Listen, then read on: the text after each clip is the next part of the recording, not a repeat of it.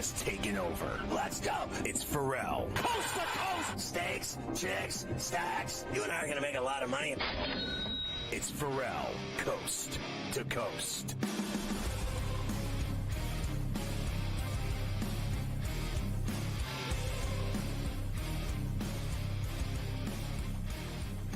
You know, we've talked a lot about this guy, Nick Sirianni, who the fans in Philadelphia want fired.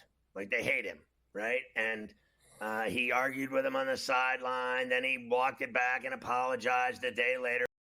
They keep winning. They're 7-2, and they're so stupid that they spend all day trying to get this guy fired because they have nothing better to do, really, in their pathetic lives. Like, these are the same people, and I'll say this, Pittsburgh has the same select group of morons that every time the Steelers lose a game, they want Mike Tomlin fired, who's never had a losing season in 18 years, who's got, like, the greatest underdog record in NFL history, who coaches up with less than anyone and turns winners out of a group of like nothing and molds them into playoff teams year after year. I know they don't win in the postseason with what they have, because I said to you, Mike, they're like a 9-8 team the last few years and get in, slip in, and they're one and done. But you don't fire a guy. The Rooneys are not firing Mike Tomlin. In fact, this year he may win Coach of the Year and be given even more years in Pittsburgh from the Rooneys. And the same morons in Philly want this guy Sirianni fired. And it's almost hilarious to me how stupid they are, in all honesty. And that goes for these talk shows that spend all day trying to get him fired. And you know guys that are doing it. You're friends with some of them. And I am too. And they spend all day just trying to get people fired. And it really is pathetic. It is amazing that they are 7-2 now. They destroyed the Cowboys yesterday. I mean, 34-6. Destroyed it. It was an absolute demolition job. And you're right. I'm sure that they are. I'm sure there was something that bothered them about the game, despite it being 34-6. Hurts had 2 touchdowns on the ground, and he threw for 2 touchdowns in the game. And before I even get to all the Cowboy nonsense, because obviously that everybody's fired up about that. We've talked a lot about Ravens-Steelers and Bills-Chiefs for this Sunday. But Thursday, Eagles-Washington, massive game for a Thursday night, which is rare. Usually Thursday night slate, not great. That's a humongous game with both of those teams at the top of the NFC East. And where is that game? Philly. It's in Philly on Thursday night. I like the Eagles. And I'll tell you what, the Steelers beat the Commanders, and I could see them tripping up 4 days later on the road at the Link and losing 2 straight real quick. And then Philly'd have a 2-game lead on them in the East. Philly would have a 2-game lead, and it would kind of slide Washington back to all those teams that are 5, 6, 7, down there, the Packers and everybody else.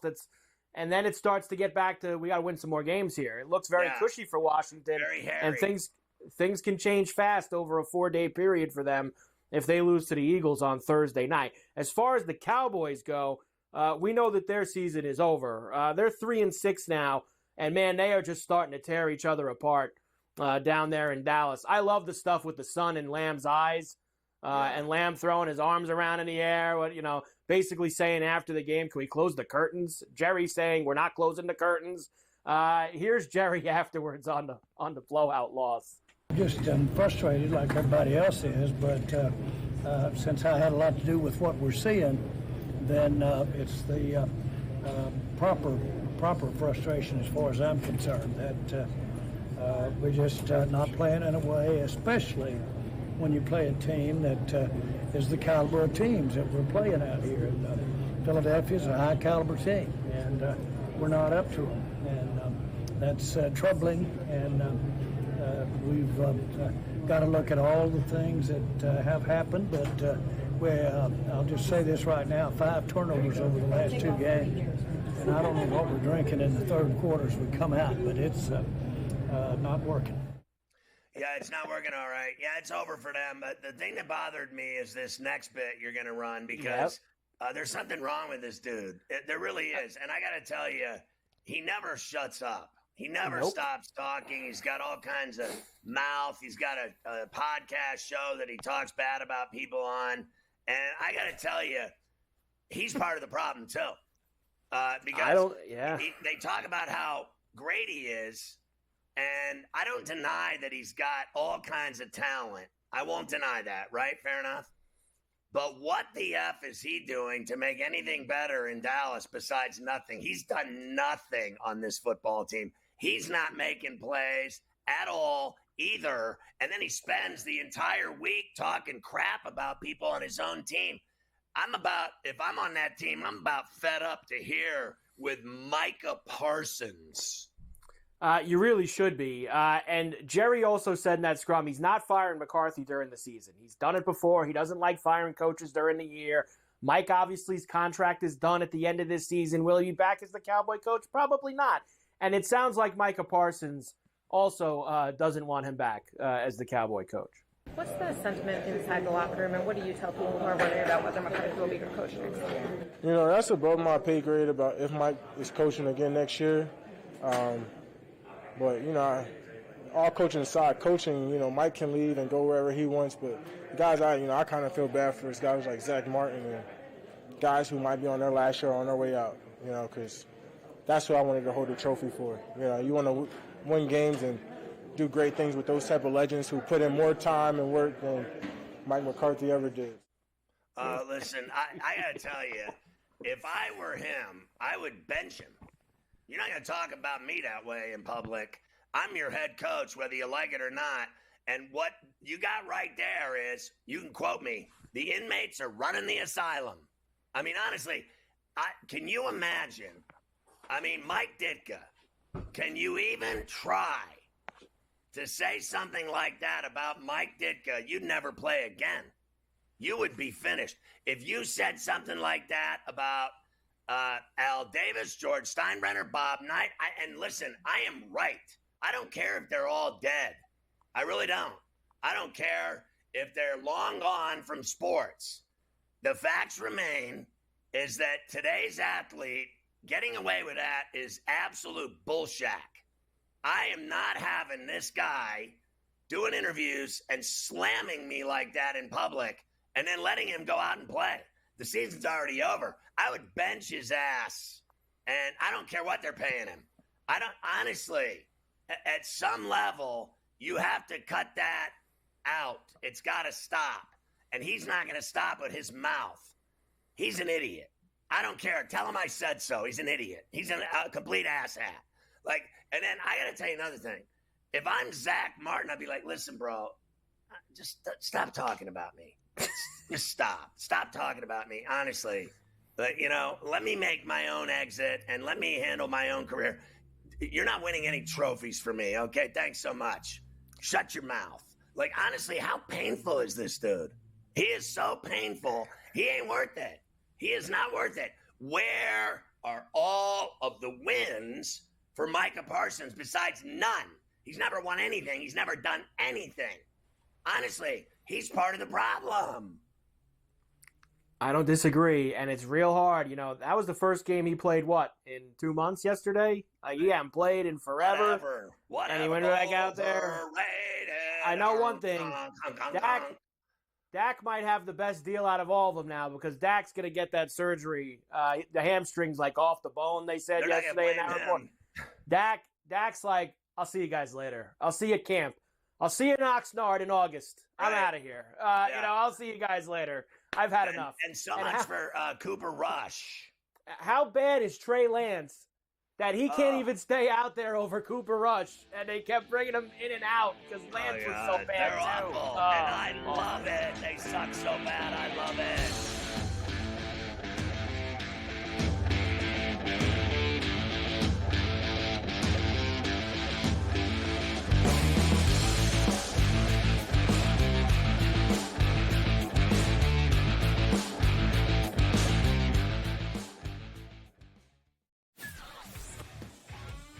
Together, both Davante Adams and Garrett Wilson had huge nights. Aaron Rodgers loves the two big targets, and he says if this is going to happen, going to be very tough on the defense to decide who they want to go after. Adams and this kid, Wilson, I won't deny what they can do, but nobody else does jack. Ferrall Coast to Coast, only on SportsGrid.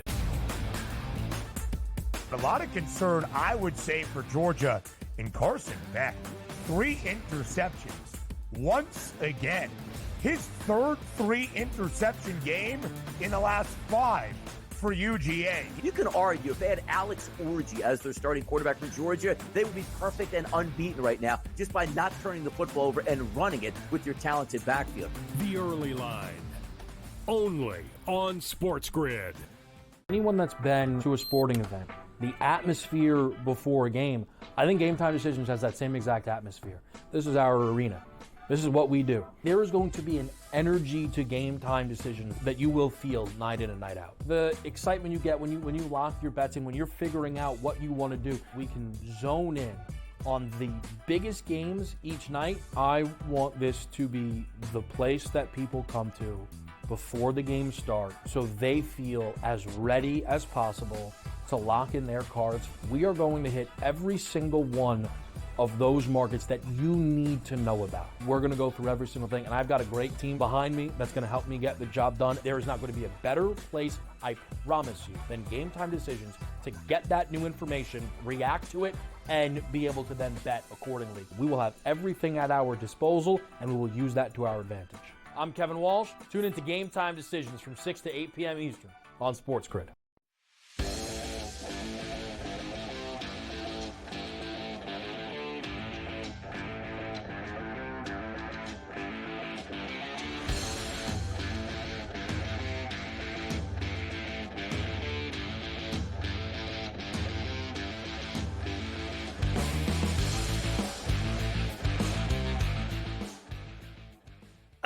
The Chiefs make me sick to my stomach, Carver High. They really do. Like, I'm sitting there watching yesterday. I'm like, here we go. Finally. Here it is. Finally, they're going to lose. And then they block the field goal. Like, I mean, you have got to be kidding me. They never, ever have anything go wrong for them. And not only that, the calls in the game are so awful and so directed in their favor. And did you see that part where Mahomes is literally talking to the ref about, hey, will you let me know when a guy's about to get me from the backside? Like, I don't know if that was a joke or not, but it didn't go over funny with me. I'm just like, what are they helping this guy, telling him everything like that's going on the football field behind his back? Like, it's unbelievable to me. I pray to God, and listen, I mean it. I pray to God the Bills beat him on Sunday. I'm as interested in that game as now. Listen, I have dinner reservations at a fancy place after the Steeler game, and I'm upset. Isn't that game at like 4:00, the Bills game? And I was, is it 4 or 4:25? 4:25. Okay, so I'm going with this dude. I said, listen, we're going to dinner, and I'm like, why are we doing that when this game is on? I'd rather order a pizza and watch that game than go to spend $500 at some fancy restaurant for 2 steaks. I mean, honestly, like, what are we doing here? Can we get some hookers and a pizza? Oh, wait, are we on the air? We are? Oh, I'm sorry. Mike, the big game yesterday, the Chiefs. You know I'm right. I'd rather watch the Bills game than go to a restaurant. I mean it. Yeah, look, I don't disagree with you. That's what I would be doing on Sunday, that's for sure. Chiefs beat the Broncos 16-14. So we usually, play you the home announcer going nuts like we did earlier with Dan Miller. We done it with Papa and everybody. This was too good. I had to go to the other side. You want to feel the pain that all of us feel when the Chiefs win these games? Here's our old friend Dave Logan in Broncos radio as the Chiefs block the Broncos' chance to beat them on Sunday at Arrowhead. Will Lutz backs up, takes 2 steps to the side, says he's ready. An attempt of 35 yards for the win. Snap, placement, kick on the way. It is blocked. Oh my God. You guys all right? You can't even talk. I don't even know what to say.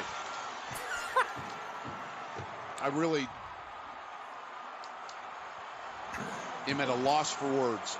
35-yard field goal blocked with 1 second to go, and Kansas City is going to get out of here with a 16-14 win over the Broncos.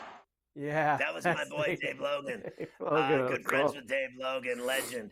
But I have to tell you, you've taken your game to a whole nother level, Carver High, with the other side call of the failure. Losing call. We never do that. That is a whole new can of worms. You just opened up Pandora's box of just a major juicer. I give you props. It was fantastic to pull up the other side call of the fail to win. We all, unless you're a Chief fan, everyone felt the same way as those guys in that booth. Like, I mean, what? You got to be kidding me. Like, what else could you say here? Like, it's just every week they find a way to get through.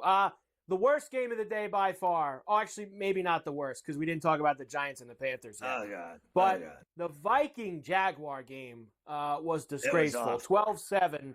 The Vikings won in Jacksonville. I mean, that's one of those wins you just get on the plane and get the hell out of there. You never talk about it again. Congratulations, you won. You beat the Jaguars 12-7 on 4 field goals. Can I ask you a question? So sure. They're the number 1 draft pick right now, the Jags. And the Giants are number 2. And I have to ask you, with as bad – now, they just gave Trevor Lawrence, a shack ton of money. There's no way – are you telling me they're going to draft a quarterback in Jacksonville? No chance. No. They'll trade out. They'll trade out. So they'll trade out. And then, or no, there's a lot of other players that they need. I don't think they'll trade out. I think they'll actually draft someone that they need. They don't need a quarterback. It means that the Giants are going to get the quarterback from this draft. Who is that quarterback? Is it Cam Ward or is it Sanders or is it someone I don't know? I think it's Sanders and Cam Ward are the top 2 guys on the board right now in terms of quarterbacks. Obviously, Travis Hunter is also going to be picked, they say, in the first 3 to 5 picks with what he does. But I was looking at this earlier.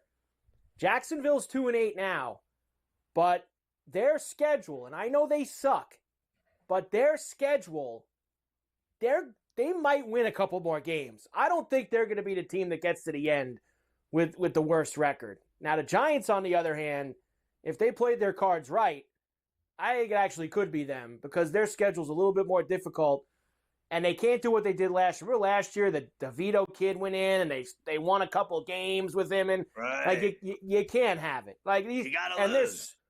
I think we're still way too far out for this because if you go and look, there's still like 9 teams with 2 or 3 wins. Like it is one or two of those teams is going to go completely in the tank, and I mean Dallas could be one of them. Dallas might not win another game all year with the way that they're going.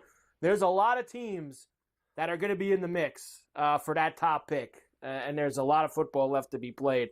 But it sounds like Ward and Sanders are the 2 on the quarterback side that would be there. All right, I don't have enough time for this. When we come back, I got to play you this Rizzy guy in New Orleans because they beat the Falcons yesterday outright. We liked them with the points. They won the game outright, 20-17. They beat Atlanta. And you talk about a guy who just flying off the handle and saying whatever he feels after a game. This Rizzy absolutely embodies that. Maybe too much information out of Darren Rizzy in the post game. I didn't have a problem with it. As you know, it takes a lot to offend me. And I know. I thought it was I'm sure you weren't. It was fantastic. So when we come back, we'll hear from Rizzy. Aaron Rodgers, I got a clip of you. I mean, this guy looks like he can't get in that darkness cave fast enough. Right now, like he is checked out. Like I think that the Jets might not win another game this year. He's like dying to get back in that retreat and light up that whatever it is that he smokes in there. And we'll hear from Harbaugh as well. You think he's going to play another season? Do you? No way. He's done. No chance.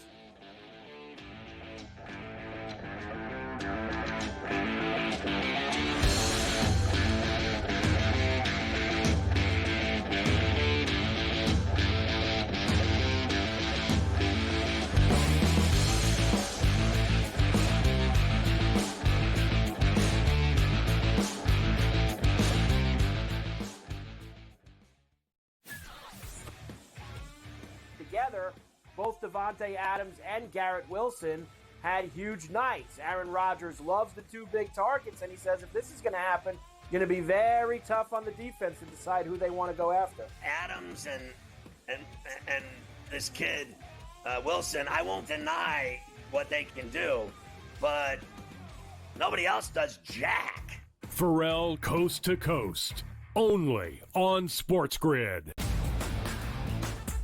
A lot of concern, I would say, for Georgia in Carson Beck.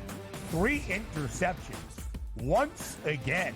His third 3-interception game in the last 5 for UGA. You can argue if they had Alex Orji as their starting quarterback for Georgia, they would be perfect and unbeaten right now just by not turning the football over and running it with your talented backfield. The Early Line, only on SportsGrid. Anyone that's been to a sporting event, the atmosphere before a game, I think Game Time Decisions has that same exact atmosphere. This is our arena.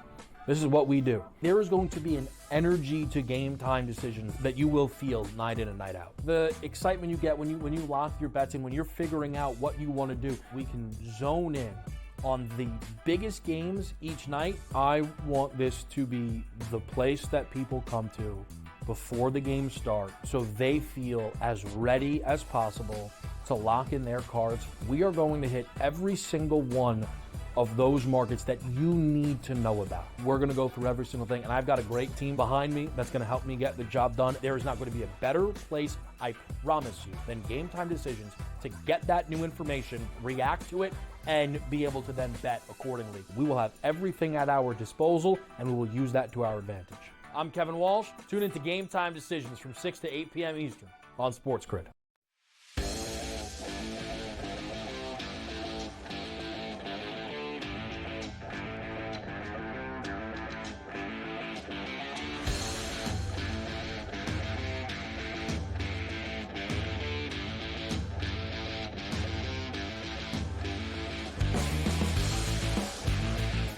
So you're telling me that weeks 15, 16, 17, and 18 are the only weeks that will have a full schedule of NFL games, that they're actually having buys in week 14? Well, week 14 is the last week of buys. There are no one has a bye Thanksgiving week. Everyone plays Thanksgiving weekend. So there are obviously buys the next couple weeks. Everyone plays Turkey week. And then the last set of buys are the week after that, week 14. And then everyone plays 15, 16, 17, 18, the last 4 weeks. That's insane. That's insane to me. The teams are still not playing games in week 14. I don't care about turkeys or anything else. That's insane. It should be done by now. Every week from week 11 on till week 18 should be full NFL schedule every week. Pain day. Got to have the pain day. Here is, as we promised you, Darren Rizzi, who is the interim coach for the Saints. Very excited after beating the Falcons. So excited, in fact, that he told you a little bit about his day. No, man, I'm a pretty open guy. So this is how my day started. I get down here to the stadium. I get down here to Superdome. I go in the head coach's locker room, which, I've never used before, right? So here I am early in the morning. I go to the bathroom, and this is how my day started. I clogged the toilet. And I'm like, this is going to be a crappy day, pun intended. And so listen, I'm like, okay, this is not really a great start to the day. Here we go. And so, I'm not really feeling like a head coach of an NFL team right now. So, so I'm like, really? This is really how we're going to start my day? So, but listen, there was moments during the game. I'm so wrapped up in my routine. There was moments today where like I'm almost forgetting. I'm just going through my routine, and I'm kind of forgetting that I'm the head coach a couple times. All true. Wow. What is happening there? My guy's talking about his morning debriefing in the toilet, and he doesn't know he's the head coach of the team, but he was running around on the sideline like he was the head coach when they were winning. Big win for them, but they don't matter. They don't matter. They are one of those teams I mentioned to you that is going to be very much in the mix for that first pick, I should say, or one of those top 5 picks in the NFL draft. Next, why don't we go to the Jets, who went out to Arizona and got pounded 31-6. And what a day by Kyler Murray, by the way. 22 of 24 for 266 and a touchdown. And then, of course, he ran in 2 touchdowns as well. So Murray's been excellent. Cardinals are 6-4 and are at the top of the NFC West. Here's Aaron Rodgers. Now, the Jets are now 3-7. they're finished. And this guy can't get to the darkness shelter in the desert fast enough. Here he is. What's your level of frustration right now? Listen, it's he doesn't care anymore. He's done. A lot of emotions this year for sure. I thought, after a big win Thursday night, nice long week, we were going to come out with a lot of energy and win the game, and we just, we didn't come out with great energy on either side of the ball. And offensively, you're not going to beat anybody scoring 6 points. Listen, this guy is shot. It's like over. Shot. And he's saying the same things every week when they lose, that they have no energy. He looks like he has no energy right there. All you have to do is watch him. He's cooked. They're cooked. Season over. He's finished. He needs to pack it in and go trip. I mean, let's face it. He likes tripping, so go trip because your career's over. 4 MVPs, 1 Super Bowl. It's better than most. No one will argue that he's a Hall of Famer, right? So, but the end of his career is turning into a disaster in New York, right? Last year, the Achilles. This year, he's a total failure. I mean, he sucks now. Let's just face facts. No one wants to say it because he does all of his fancy interviews every week on all these big networks. And the difference is no one cares what he says anymore. No one cares about him anymore because he sucks. His career's over. And when are we going to just tell it like it is? And he's finished. Pack it in. It's over. Done. Your season's over. They made a mistake with Salah. This other guy's worse than Salah ever was. And they're a joke. They're a laughingstock. Yesterday, I tweeted in the middle of the game on X, I put out, they're taking it in the keister. Except I didn't say that specifically. I said something else. And it got a huge reaction because it's true. They're bending over and just drive the truck right in here and park it right in the arse. And I know that he gets a lot of the heat, but remember, they were supposed to be just a quarterback away. Their defense is a disgrace. And now the defensive players are fighting with the fans on social media. Defense, right? They got steamrolled yesterday in Arizona, that defense. But they're the best in every game. They're the best in every game. They're the worst.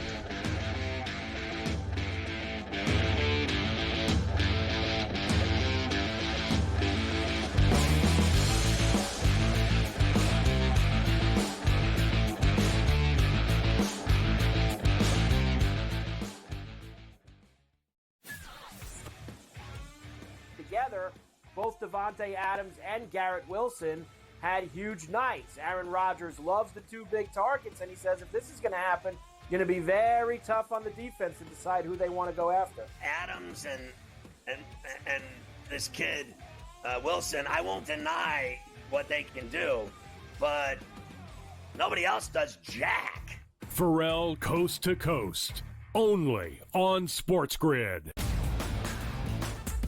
A lot of concern, I would say, for Georgia in Carson Beck. 3 interceptions. Once again, his third 3-interception game in the last 5 for UGA. You can argue if they had Alex Orji as their starting quarterback for Georgia, they would be perfect and unbeaten right now just by not turning the football over and running it with your talented backfield. The early line, only on SportsGrid. Anyone that's been to a sporting event, the atmosphere before a game, I think Game Time Decisions has that same exact atmosphere. This is our arena.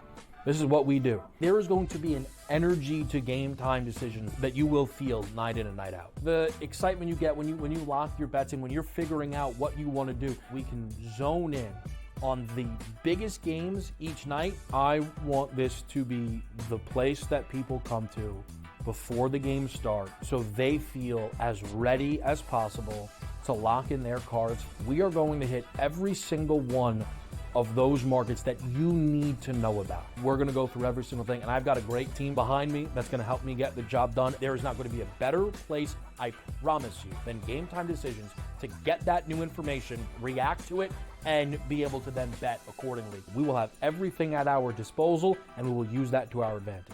I'm Kevin Walsh. Tune into Game Time Decisions from 6 to 8 p.m. Eastern on SportsGrid.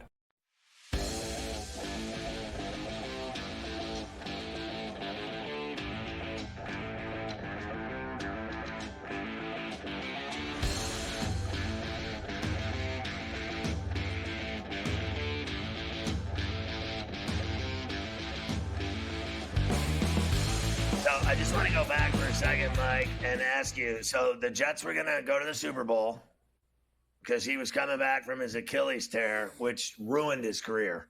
He's never, looked worse, right? He looks so awful. And that's a fact. And then their defense was the best defense in the NFL, hands down. They were, bar none, the number one defense in the NFL. They're not even close. They're not even top 10 defense in the NFL, in my view. They are awful across the board. Their quarterback's awful. Their defense is worse. It's worse than awful. And then tell me what you just said to me, that all day today, the entire, team and defense is arguing with fans on social media about what? They don't have a leg to stand on. I think that Sauce Gardner was taking some criticism because of one of those missed tackles yesterday in that game, which was really bad. And you talk about another guy who's come back. Not talking about Sauce Gardner. He's not Champ Bailey, as many people thought that he was like a year ago or 2 years ago, an all-time NFL cornerback. Let's relax. But he's fighting with fans and reporters. I think it was Quinnen Williams is fighting with fans on there. So all the Jet defense, very sensitive. But they do after nothing. They were they do embarrassed. Nothing in any game ever. Embarrassed in that game. And Rodgers will always take the heat because it's Aaron Rodgers and it's been such a disaster. But that defense was, like you said, we sat here. I love Adam.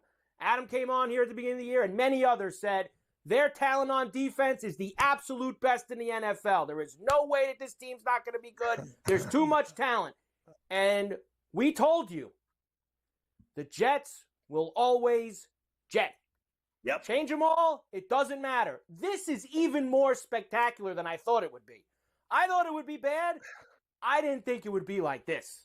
This is just beyond what I thought it would be, how their season's gone. That sums it up. There's nothing else to say. There's nothing else to say. And who wants that job at the end of the year? Who are they going to hire to be the head coach of that team? Is Rodgers? You going to be thrilled if Rodgers is going to play again next year? Can you imagine if he says, I'm coming back for another year? Who's taking that job? Aaron Rodgers on that team anymore. What they need now, they stink so bad, they need to go get a quarterback. Yeah, well, they might have a chance at one. The way they're going right now. Losing and go draft Sanders or Ward. It's as simple as that. Both the Giants and Jets, it is an absolute imperative that they get quarterbacks because Aaron Rodgers is toast. They might have the top 2 picks of the draft. You can't even the Jets argue and the Giants that Aaron Rodgers has anything left. He looks He's shot finished. like mentally too, like he's done with it. He's done They with even it. They even brought his best friend in and gave up stuff to try to ignite it, and it didn't work. It just has not worked whatsoever. What a shame. That guy's it really stuck is. now there for the remainder of his career. Adams. Well, these guys always cry and get out if they want to. You know that. They always can cry and get out of any situation. Boy, is he one of them. Like, he gets his way every time. He always gets what he wants. I'm about done with that, too. Like, you finally got what you wanted again, and now you went out of this mess, too. You're a phony, bro. He's a phony. Go do some more taco commercials.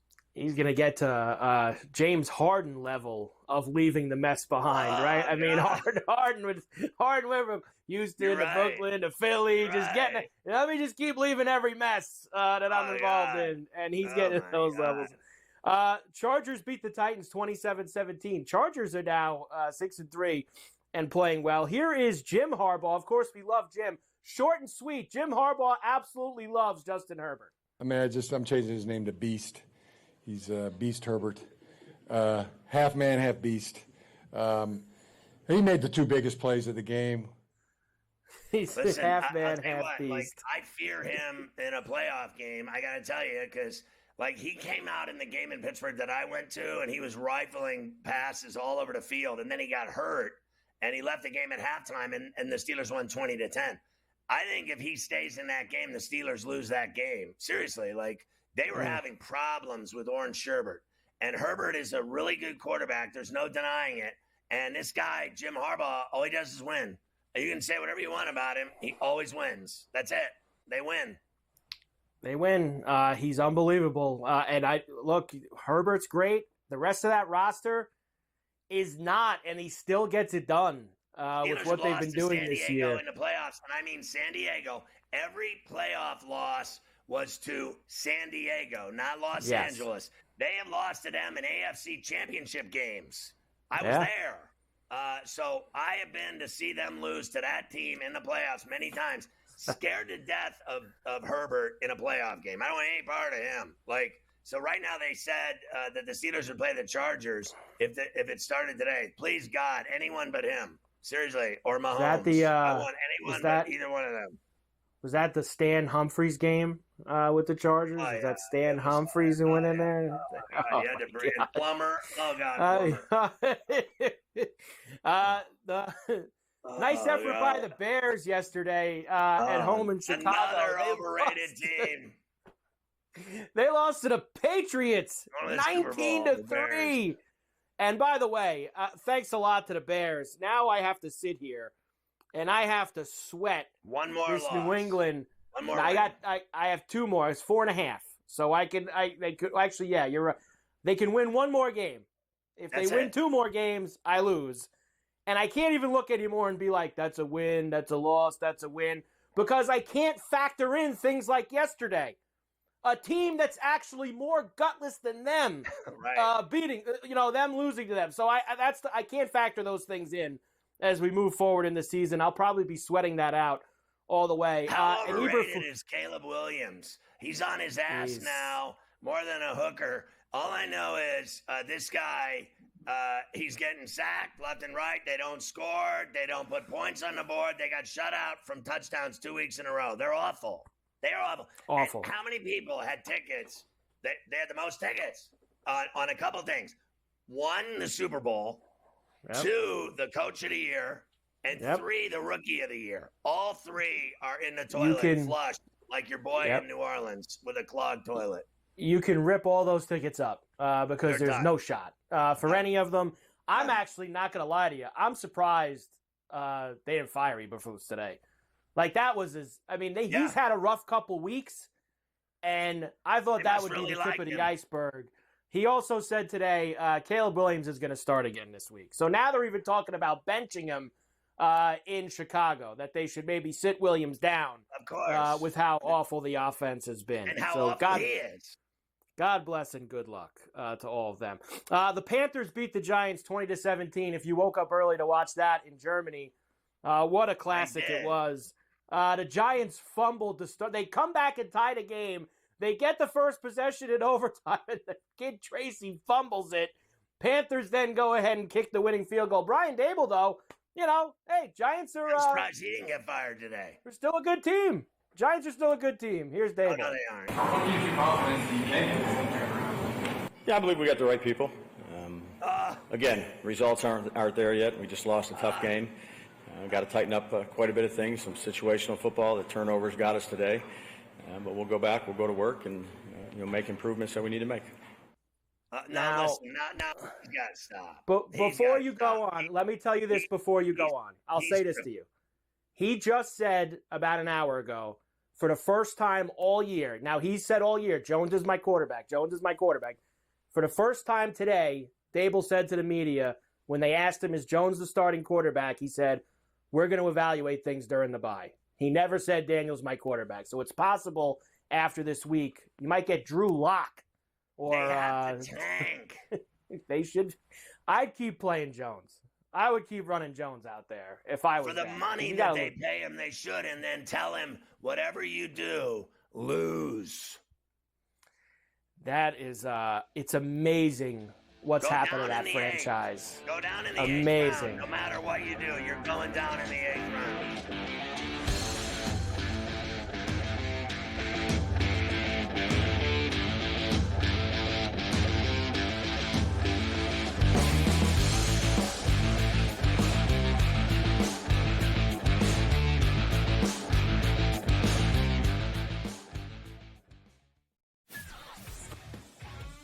Together, both Devontae Adams and Garrett Wilson had huge nights. Aaron Rodgers loves the 2 big targets, and he says if this is going to happen, going to be very tough on the defense to decide who they want to go after. Adams and this kid Wilson, I won't deny what they can do, but nobody else does jack. Ferrall Coast to Coast, only on SportsGrid. A lot of concern, I would say, for Georgia in Carson Beck. 3 interceptions. Once again, his third 3-interception game in the last 5 for UGA. You can argue if they had Alex Orji as their starting quarterback for Georgia, they would be perfect and unbeaten right now just by not turning the football over and running it with your talented backfield. The early line, only on SportsGrid. Anyone that's been to a sporting event, the atmosphere before a game, I think Game Time Decisions has that same exact atmosphere. This is our arena. This is what we do. There is going to be an energy to Game Time Decisions that you will feel night in and night out. The excitement you get when you lock your bets in, when you're figuring out what you want to do, we can zone in on the biggest games each night. I want this to be the place that people come to before the games start so they feel as ready as possible to lock in their cards. We are going to hit every single one of those markets that you need to know about. We're going to go through every single thing, and I've got a great team behind me that's going to help me get the job done. There is not going to be a better place, I promise you, than Game Time Decisions to get that new information, react to it, and be able to then bet accordingly. We will have everything at our disposal, and we will use that to our advantage. I'm Kevin Walsh. Tune into Game Time Decisions from 6 to 8 p.m. Eastern on SportsGrid.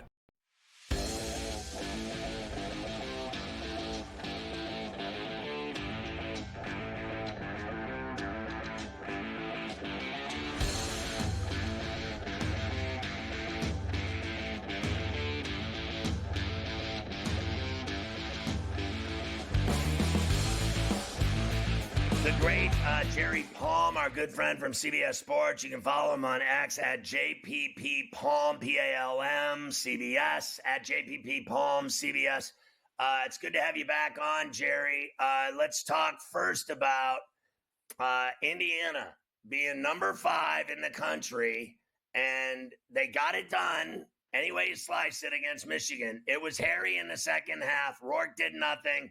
But the defense stepped up. The punt return, I thought, saved the day for them, and they got the extra 3 out of it, and they win it by 5 when they've been scoring 47-plus a week, and their defense has been top 5 in college football. You can't even explain it to me how this has happened, other than Cignetti got a bunch of guys that are veteran players, 3rd and 4-year guys that have won awards playing at every level and are experienced, and they got a good quarterback. And they got all those players from JMU that can flat out play, and he's a winner. That's all there is to it. Yeah, it's been tremendous. And it looks like he brought in like a Sun Belt All-Star team with him, which a lot of James Madison guys would be on. But that's college football these days, right? You don't need years and years to build up. If you can get transfers in, you can really put a roster together right away, and he's done that. And Indiana's a weird team for the committee. They are number 8 in the college football playoff rankings last week. Probably move up a little this week, but they have the worst schedule you could possibly put together for a team. And until last week, they were annihilating everybody, and Michigan gave them a fight. First team all year to do that. But Indiana, we're 10 games into the season for them, and not one of their opponents has made it to bowl eligible yet, and only one could do it this week. So you couldn't, like, if you intended to put together a schedule this bad, you probably wouldn't be able to do it. But the committee's giving them credit, as they should, for doing the best you can against that schedule, which is to light everybody up. And now they get a week off to prepare for Ohio State, the one, excellent team on their schedule. And, this is where we find out about Indiana. Can they hang with Ohio State? Can they beat Ohio State at their place? If they can, they've got a shot to get a bye in the college football playoff to maybe even win the thing.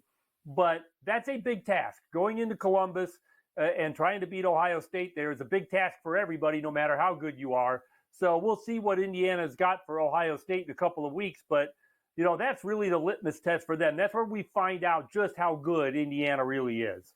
So Miami lost to Georgia Tech. Are they still a playoff team? Yeah, because I think they're still going to win the league. Now, they may not be the home team in the conference championship game. SMU, of course, is undefeated in league play, but I still think Miami's the best team in that league. They play with fire a lot.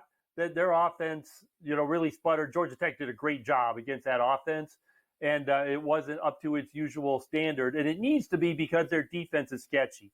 So, I don't know if Miami's a contender to win the college football playoff, but they're still, I think, the best team in the ACC.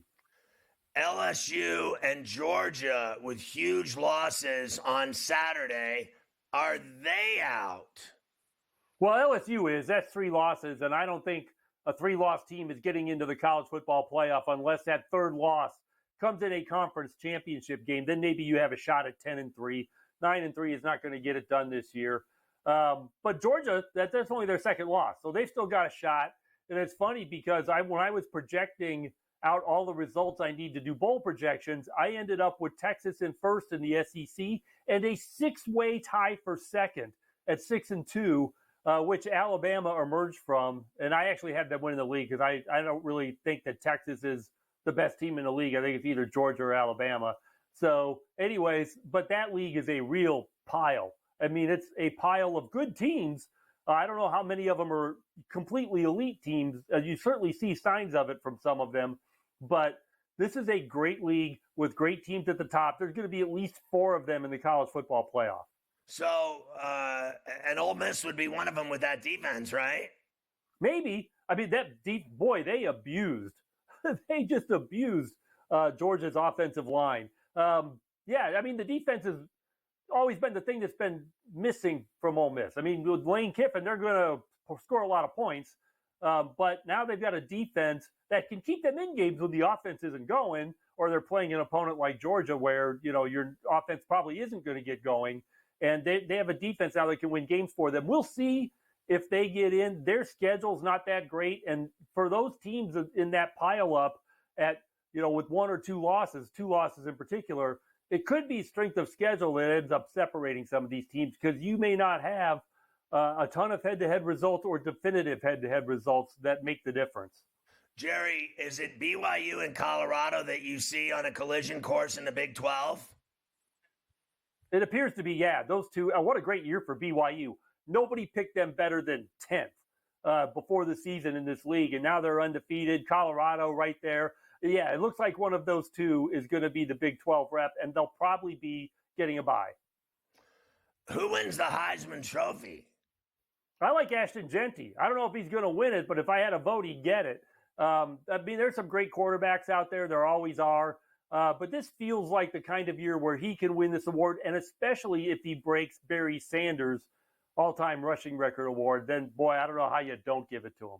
Is Cam Ward and Sanders obviously the top 2 quarterbacks going to the NFL draft? Which one do you like better? I like Cam Ward.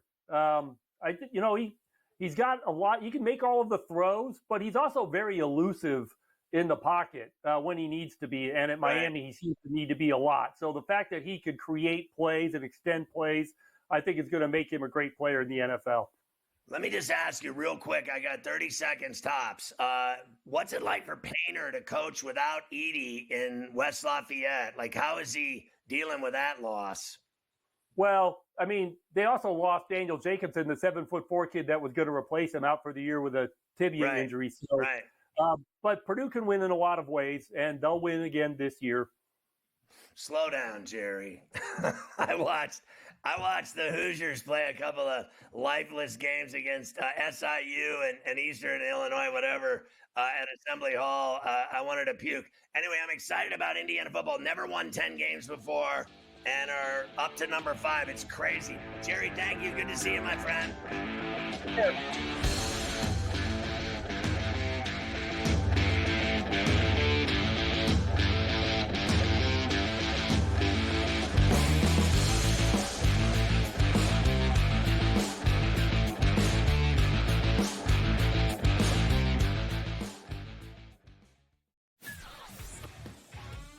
Together, both Devontae Adams and Garrett Wilson had huge nights. Aaron Rodgers loves the 2 big targets, and he says if this is going to happen, going to be very tough on the defense to decide who they want to go after. Adams and this kid Wilson, I won't deny what they can do, but nobody else does jack. Ferrall Coast to Coast, only on SportsGrid. A lot of concern, I would say, for Georgia in Carson Beck. 3 interceptions once again. His third 3-interception game in the last 5 for UGA. You can argue if they had Alex Orji as their starting quarterback for Georgia, they would be perfect and unbeaten right now just by not turning the football over and running it with your talented backfield. The Early Line, only on SportsGrid.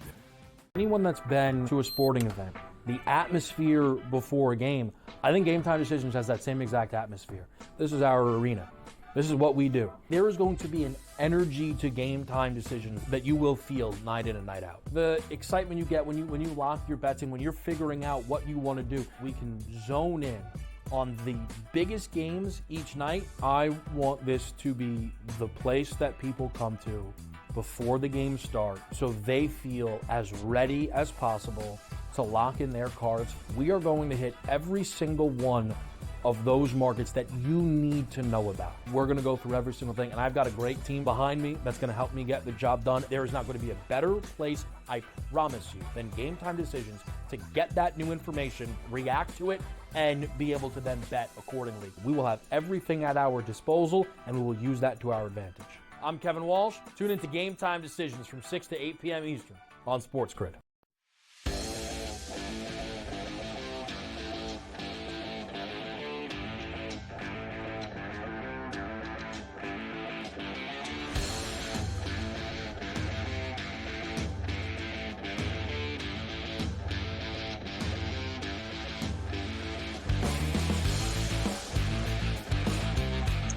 Talk about these international games, Mike, and I know I'm hearing that Ireland will happen and that the Rooneys and the Steelers will be one of the teams playing that game. Oh, there's no doubt about it. And Goodell said that yesterday from Germany that, he kind of made it sound like it was like 95% that they were going to have an Ireland game. But one thing that is 100% is that if they do, the Steelers will be in the Ireland game with the Rooney family and their history and what they want to do. So they say the AFC teams have the extra home game next year. I would think that you're going to see. Finally go to Ireland. I've never, everyone's been but me. My family's been a million times. They're from there. Everybody's from Ireland. I've never gone. They don't want me there. Well, and look, you never know. Maybe it'll be, and I don't think they would do this because they usually don't put very marquee games in Ireland, but if we ever got Bills Steelers as the game in Ireland, that would just be. We might have to go to that one. And that Aviva, which is where they would play it, the Aviva Stadium, which is where the Irish national team plays, and they play the Notre Dame games and the other college games in the preseason. It's a scene at that place. It would be a lot of fun, and I hope the NFL does go there. Now, some of these other places I could probably do without, and I'm sure everyone else says that about Ireland. Why the hell are they going to play in Ireland? Well, you know what I say? Why the hell do we got to play in Spain and Brazil and Mexico City again next year? But they're going to go and do that. Germany, London, 8 international games in 2025, which is what having home games in the NFL before you know it. Well, listen, we've said this for years. This is all part of their plan. They are trying to play. I saw someone say they want to try to make it so that there's 16 international games a year, and every team has to play one international game every year. That is their goal going forward. What concerns me is that I'm a season ticket holder of the Steelers, and it costs a lot of money. And you get 8 or 9 games, and then you can slice one of those right off the list, and you're paying all this money for these games. And they go up every year. The tickets, they go up every single year. I've never once not seen the price go up. And then what? You're taking games away from us and giving them to Europe? Who has the time or the money, honestly, to go to Europe for a Sunday morning 9:30 kick in the States? And then what? You get on a plane and come back and go to work? Like, if you're going to go, you got to turn it into a vacation, right? You got to just stay there for a few days and not come home. right Yeah. after the game. Like, and you got to pay through the nose for season tickets in the NFL in America, and yet you're not getting to go to games. Yeah, I'm sure they don't charge you any less because they take one of those home games away. Oh, they don't. You're still paying the same bill, no matter So what. I got 8 games this year, and I'm paying the same. I'm paying more than I did last year, as if I had 9 last year. The price still went up, and I got one less game. Now you're going to take another one away from me? Yeah, that's. Well, next year they technically have 9, so you're going to get 8, but they're going to charge you for 9, which is how it always works. It's amazing how it goes. But I would almost bet your bottom dollar the Steelers will be in Dublin at the Aviva in 2025 to go and play there. We have a Monday Night Football game tonight in Los Angeles at SoFi to finish off week number 10.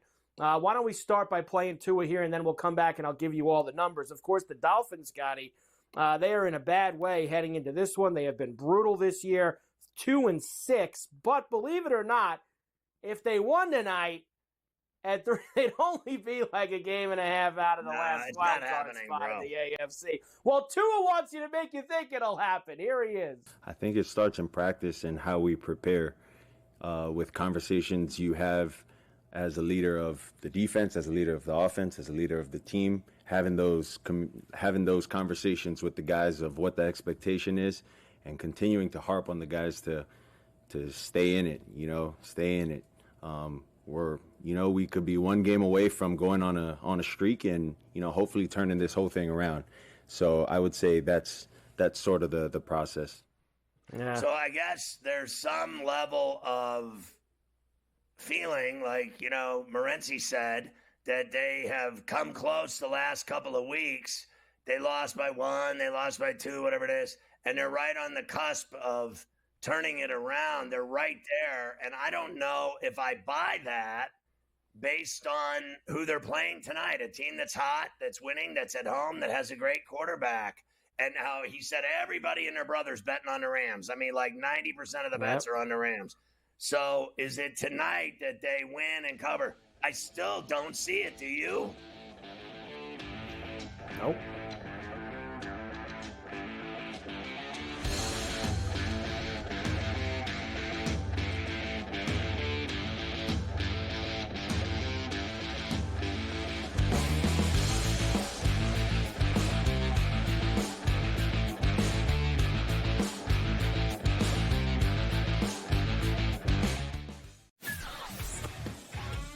Together, both Devontae Adams and Garrett Wilson had huge nights. Aaron Rodgers loves the 2 big targets, and he says if this is going to happen, it's going to be very tough on the defense to decide who they want to go after. Adams and this kid, Wilson, I won't deny what they can do, but nobody else does jack. Ferrall Coast to Coast, only on SportsGrid.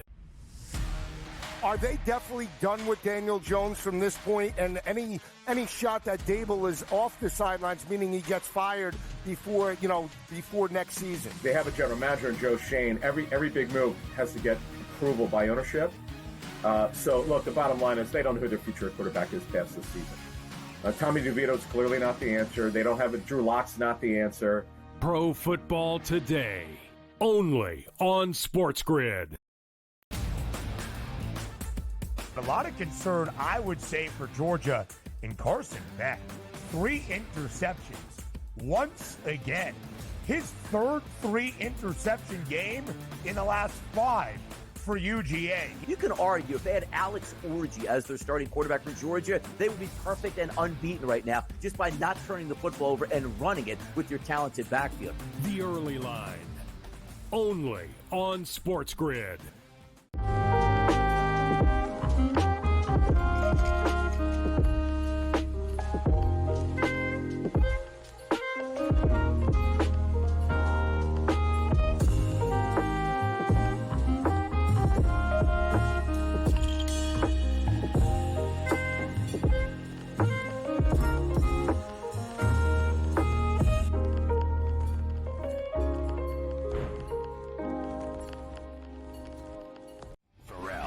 has taken over. Let's go.